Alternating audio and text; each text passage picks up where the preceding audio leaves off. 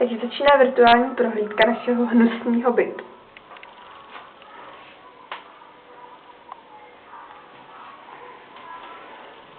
Tady je jakýsi okno, který nevíme kam vede. Možná lepší nevědět.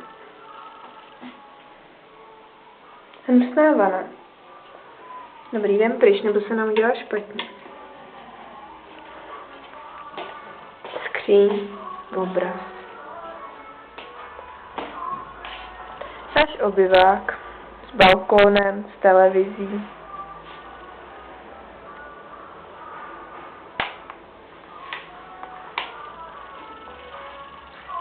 A teď přijde to nejhorší.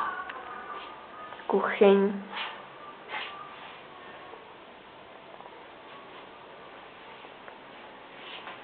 Fuj.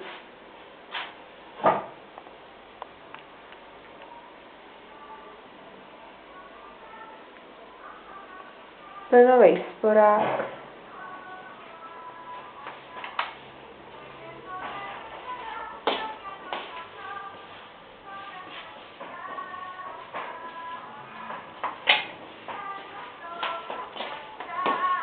A tady bydlíme.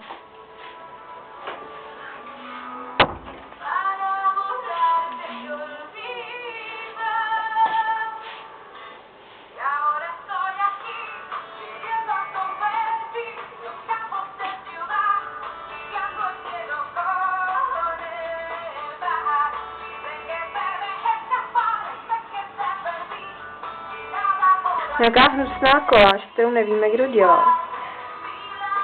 Náš bordel.